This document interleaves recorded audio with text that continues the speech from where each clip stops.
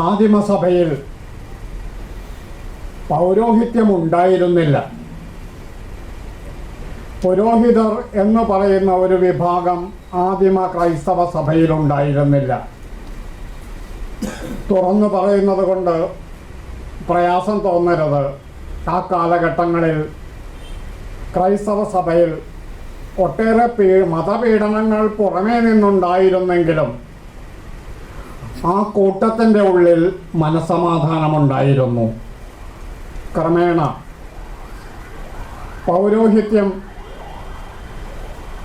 ക്രൈസ്തവ സമൂഹത്തിലേക്ക് നുഴഞ്ഞു കയറുകയായിരുന്നു. അങ്ങനെ 1-ാം നൂറ്റാണ്ട് മുതൽ തന്നെ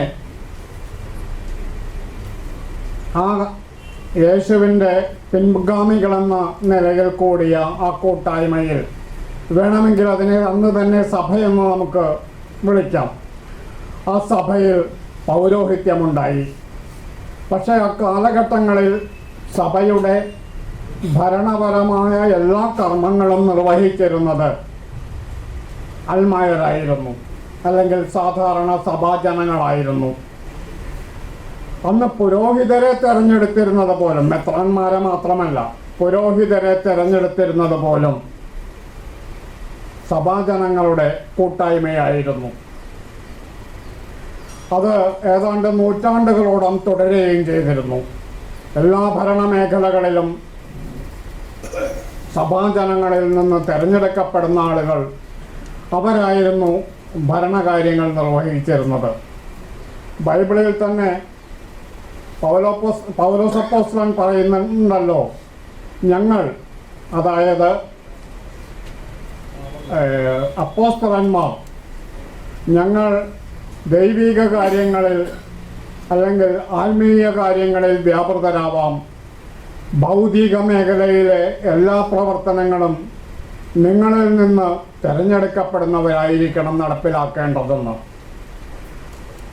വളരെ വ്യക്തമായി ബൈബിളിൽ പറഞ്ഞിട്ടും ആദിമ ക്രൈസ്തവ സഭ കൃത്യമായി അവലംബിച്ച നിലപാടായിട്ടും കാലക്രമേണ നൂറ്റാണ്ടുകൾ പിന്നിട്ട് കഴിഞ്ഞപ്പോൾ സഭ ഒരു സംവിധാനത്തിൻ്റെ ചട്ടക്കൂടിലേക്ക് വന്നപ്പോൾ പോപ്പും അതുപോലെ തന്നെ പൗരോഹിത്യവും എല്ലാം വളരെ സുപ്രധാന മേഖലകളിലേക്ക് കടന്നു കയറി വന്നപ്പോൾ സ്വാഭാവികമായും ആ സംവിധാനത്തിൻ്റെ കീഴിൽ, പ്രത്യേകിച്ച് കോൺസ്റ്റന്റൈൻ ചക്രവർത്തിയുടെ കാലഘട്ടത്തിന് ശേഷം 4-ാം നൂറ്റാണ്ടിൻ്റെ ആരംഭം മുതൽ സഭയിലെ നിലവിലുണ്ടായിരുന്ന ശീലങ്ങൾക്ക് മാറ്റങ്ങൾ സംഭവിക്കാൻ തുടങ്ങി. ഏതാണ്ട് മധ്യകാലഘട്ടത്തോടുകൂടി തന്നെ സഭയിൽ സഭാജനങ്ങൾക്കുണ്ടായിരുന്ന പ്രാധാന്യം പൂർണ്ണമായും നഷ്ടപ്പെട്ടു. ക്രമേണ ഇപ്പോൾ നിലനിൽക്കുന്ന സാഹചര്യങ്ങളിലേക്ക് കാര്യങ്ങൾ എത്തപ്പെടുകയാണ്. അതിന് ഒരു മാറ്റമുണ്ടാക്കാൻ ശ്രമിച്ചത്, അല്ലെങ്കിൽ സഭയുടെ ആ നീണ്ട ഇരുണ്ട കാലഘട്ടത്തിന് ഒരു മറുവാക്കു ചൊല്ലാനായി തയ്യാറായി വന്ന ഒരു പ്രസ്ഥാനമാണ് 2-ാം വത്തിക്കാൻ സുനഹദോസ്. 1962 തുടങ്ങി 65 അവസാനിച്ച് 4 കൊല്ലം നീണ്ടുനിന്ന 4 സെഷനായി സംഘടിപ്പിക്കപ്പെട്ട ജോൺ 13 മാർപ്പാപ്പ തുടങ്ങിവെച്ച് പോളാറാമൻ കൺക്ലൂഡ് ചെയ്ത ആ മഹത്തായ സെമിനാറിൽ, അല്ലെങ്കിൽ ആ സിനഡിൽ അവർ പറഞ്ഞു, പോപ്പ് അസന്നിഗ്ധമായി പ്രഖ്യാപിച്ചു, സിനഡ് പ്രഖ്യാപിച്ചു, സഭാജനങ്ങളാണ്, സാധാരണ അൽമായരാണ്, വിശ്വാസ സമൂഹമാണ് സഭയുടെ നട്ടെല്ലെന്ന്. അന്ന് വരെ സഭയെന്ന് പറയുന്നത് ഒരു പിരമിഡ് ഷേപ്പിലായിരുന്നു, ഒരു കോണിക്കൽ ഷേപ്പ്. ഏറ്റവും മുകളിൽ പോപ്പ്, കത്തോലിക്ക സഭയുടെ കാര്യമാണ് ഞാൻ എടുത്തു പറയുന്നത്. ഇതേ സംവിധാനം തന്നെയാണ് മറ്റ് ക്രൈസ്തവ സമൂഹത്തിലും നിലനിൽക്കുന്നത് എന്നതുകൊണ്ട് കത്തോലിക്ക സഭയെ ഉദാഹരിച്ച് പറയുന്നു എന്നേ ഉള്ളൂ. ഏറ്റവും മുകളിൽ പോപ്പ്, അതിൻ്റെ താഴെ കർദിനാൾമാർ, അതിൻ്റെ താഴെ മെത്രാന്മാർ, പിന്നെ വൈദികർ, അതിൻ്റെ താഴെ കന്യാസ്ത്രീമാർ, ഏറ്റവും താഴെ അടിമകളായ ആർക്കും ഒന്നിനും കൊള്ളിക്കാൻ പറ്റില്ല എന്ന് അവർ വിധിയെഴുതിയ എന്നത് അടിവരയിട്ട് ഞാൻ പറയുകയാണ്.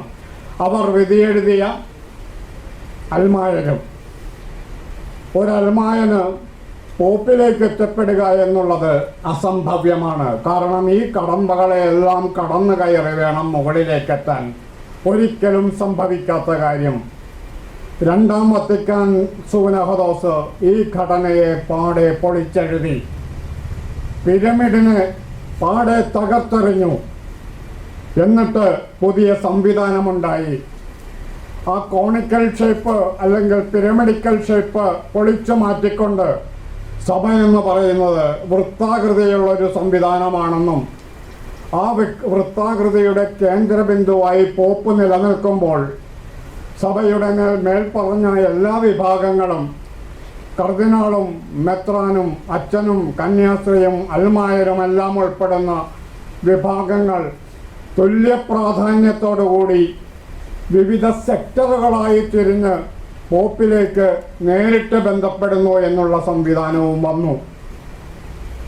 വന്നു എന്ന് പറഞ്ഞാൽ എവിടെ വന്നു? രേഖകളിൽ വന്നു. വത്തിക്കാൻ കൗൺസിലിൻ്റെ രേഖകളിൽ വന്നു. വലിയ ബ്രഹ്മാണ്ഡ പുസ്തകമായി അത് അടിച്ചിറക്കുകയും ചെയ്തു. വർഷം എത്ര പിന്നിട്ടു?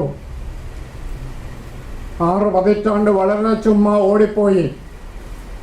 ഇപ്പോഴും രണ്ടാം വത്തിക്കാൻ സൂനഹദോസിൻ്റെ രേഖകളിൽ പറഞ്ഞ കാര്യങ്ങൾ വെള്ളത്തിൽ വരച്ച വരയായി നിലനിൽക്കുന്നു. ലോകമെമ്പാടുമുള്ള മുഴുവൻ മെത്രാന്മാരും അല്ലെങ്കിൽ അവരുടെ നിർണായക പ്രാതിനിധ്യം പങ്കെടുത്ത ഒരു സമ്മേളനത്തിൽ വെച്ചാണ് ഈ തീരുമാനമെടുത്ത് പോപ്പിനെ നോക്കി പുഞ്ചിരിച്ചുകൊണ്ട് ഈ തീരുമാനത്തിൻ്റെ രേഖകൾ അവിടെ തന്നെ ചവറ്റുകൊട്ടയിലിട്ടുകൊണ്ടാണ് കേരളത്തിലെ ഉൾപ്പെടെയുള്ള മുഴുവൻ മെത്രാന്മാരും തങ്ങളുടെ കേന്ദ്രങ്ങളിലേക്ക് തിരിച്ചുപോയത്. സിനഡെന്ന് പറയുന്നത് ജനകീയ സിനഡായിരിക്കണം. സഭാജനങ്ങൾക്ക് കൃത്യമായ പ്രാതിനിധ്യം സിനഡുകളിൽ ഉണ്ടാവണം. സഭയുടെ തീരുമാനങ്ങളിൽ സഭാജനങ്ങൾക്ക് അഭിപ്രായ സ്വാതന്ത്ര്യം ഉണ്ടാവണം. ഭരണപരമായ കാര്യങ്ങളിൽ കൃത്യമായ അൽമായ പങ്കാളിത്തവും വേണം. ഭരണമേഖലയിലെ അധികാരം പങ്കുവയ്ക്കപ്പെട്ടു കഴിഞ്ഞാൽ ഇത്രയും കാലം തങ്ങൾ തുടർന്നു വന്ന അപ്രമാദിത്വവും അതിരുവിട്ട അവകാശങ്ങളുമെല്ലാം ചോദ്യം ചെയ്യപ്പെടും എന്നുള്ള ഒരു തോന്നൽ അവർക്കുണ്ടായി. പരിധി വിടുന്ന അധികാരവും അല്ലെങ്കിൽ ചോദ്യം ചെയ്യപ്പെടാത്ത അധികാരവും അളവില്ലാത്ത സമ്പത്തും ഏതൊരു വ്യക്തിയെയും ഏതൊരു പ്രസ്ഥാനത്തെയും ദുഷിപ്പിക്കും എന്നുള്ളതിൽ തർക്കമില്ല. അത് തന്നെയാണ് ഇന്ന് രാജ്യത്തെ രാഷ്ട്രീയ പ്രസ്ഥാനങ്ങൾക്കുൾപ്പെടെ സംഭവിച്ചുകൊണ്ടിരിക്കുന്നത്. ക്രൈസ്തവ സഭ അതിൻ്റെ ഏറ്റവും വലിയ ഇര തന്നെയാണ്. ഇവിടെ ചോദ്യമില്ല, പറച്ചിലില്ല.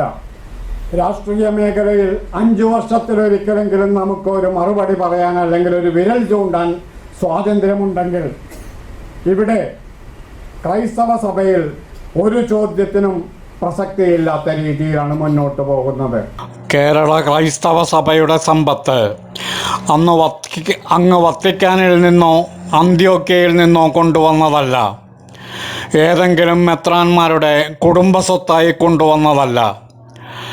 ഈ സഭാജനങ്ങളുടെ പൂർവപിതാക്കന്മാർ അവരുടെ പറമ്പുകൾ ദാനം ചെയ്തും കെട്ടുതെങ്ങും പിടിയരിയും സംഭാവന ചെയ്തും പടുത്തുയർത്തിയതാണ് ഈ നാട്ടിൽ കാണുന്ന സഭയുടെ സ്ഥാപനങ്ങളും കോളേജുകളും എല്ലാ പള്ളികളും ഒക്കെ.